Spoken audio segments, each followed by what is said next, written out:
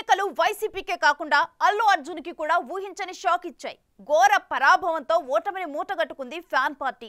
అయితే తన మిత్రుడు వైసీపీ అభ్యర్థి శిల్పా రవిచంద్ర కిషోర్ కోసం తన వంతుగా నంద్యాల వెళ్లి మరీ ప్రచారం చేశారు పాన్ ఇండియా స్టార్ పుష్పరాజ్. ఆ ఎఫెక్ట్ తో శిల్పా గెలుపు ఖాయం అని అంతా భావించారు.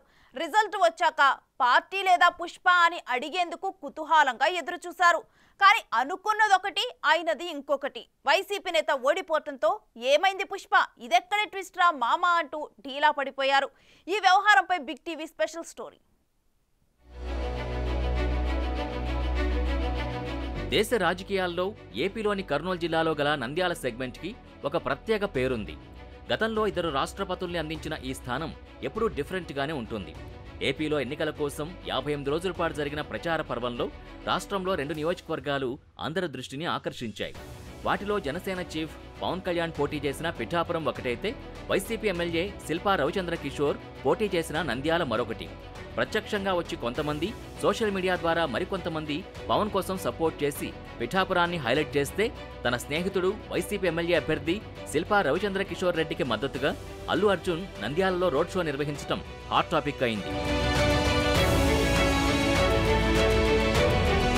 పిఠాపురంలో చివరి రోజు ప్రచారంలో బాబాయికి సపోర్టుగా రామ్ చరణ్ ప్రచారాన్ని నిర్వహించారు. అదే రోజు నంద్యాల నియోజకవర్గంలో శిల్పా రవిచంద్ర కిషోర్కి మద్దతుగా అల్లు అర్జున్ ప్రచారం చేశారు. పవన్ కోసం కాకుండా వైసీపీ అభ్యర్థికి ప్రచారం చేయడం పట్ల విమర్శలు వెల్లువెత్తాయి. మెగా బ్రదర్ నాగబాబు సైతం పరోక్షంగా ట్వీట్ ద్వారా స్పందించారు. మనతో ఉండేవాడే మనవాడు అంటూ ఘాటుగా వ్యాఖ్యానించారు. దానిపై అల్లు ఫ్యాన్స్ అంతా నాగబాబుపై ట్రోలింగ్ చేయడం, చివరికి ఆయన ఆ ట్వీట్ డిలీట్ చేయడం చకచకా జరిగిపోయాయి. ఈ టోటల్ ఇష్యూతో నంద్యాలలో వైసీపీ గెలుపు పక్కా అని భావించారు. ఇక ఎన్నికల రోజు ఓటు వేసేందుకు వచ్చిన అల్లు అర్జున్ తన మిత్రుడి కోసం మాత్రమే ప్రచారం చేశానని, గతంలో ట్వీట్ చేశానని, అందుకే ఈసారి డైరెక్ట్గా వచ్చానని చెప్పారు. 5 సంవత్సరాలుగా అనేక రకాల కార్యక్రమాలు చేశారని, ఆ కార్యక్రమాల్ని చూసి మరోసారి తన మిత్రుడికి అవకాశం ఇవ్వాలని కోరారు. ఈసారి ఎలాగైనా మళ్ళీ కంటెస్ట్ చేస్తే రావాలనుకుంటున్నాను.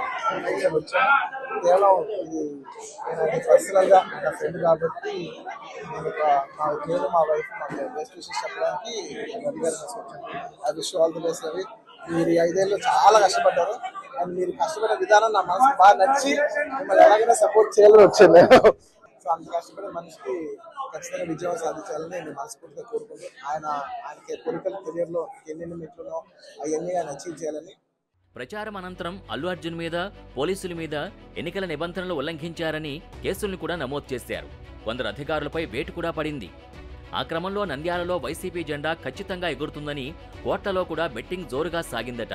కానీ అనూహ్యంగా వైసీపీ చిత్తుగా ఓడిపోవడంతో పుష్పరాజును నమ్ముకుని మోసపోయామని బెట్టింగ్ రాయుళ్లు ఫైర్ అవుతున్నారట. మరోవైపు నంద్యాలలోనే టీడీపీ అధినేత నారా చంద్రబాబు నాయుడు అరెస్ట్ కావడంతో దానిపై మరింత ఫోకస్ పెరిగింది. జాతీయ స్థాయిలో నంద్యాల పేరు మారుమోగింది. దాంతో ఎక్కడైతే తాము అవమానానికి గురయ్యామో మళ్లీ అక్కడే ఈసారి ఎలాగైనా వైసీపీని బలంగా ఢీకొట్టేలా ప్లాన్లు వేశారట. అందుకే నంద్యాల సెగ్మెంట్లో అత్యధికంగా ఉన్న ముస్లిం మైనార్టీల ఓటు బ్యాంకుని క్యాష్ చేసుకోవడం కోసం మైనార్టీ నేతని బరిలోకి దింపింది.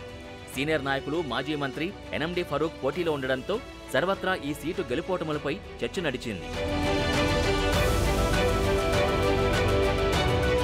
ఓటమి భయంతోనే వైసీపీ ఇలా సినిమా హీరోల్ని ప్రచారానికి వాడుకున్నారని మొదటి నుంచి ఆరోపిస్తూ వచ్చింది.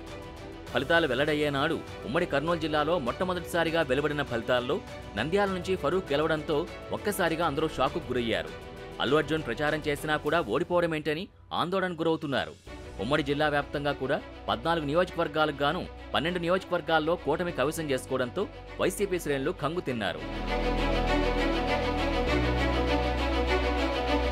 మొత్తానికి ఫ్రెండ్ కోసం ఫ్యామిలీని కాదని మరీ వెళ్లి ప్రచారం చేసిన అల్లు అర్జున్కి ఈ ఫలితాలు ఊహించని షాక్ ఇచ్చాయి.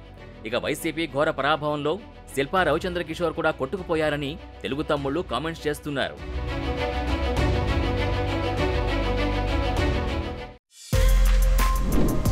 For more videos like this, subscribe Big TV channel.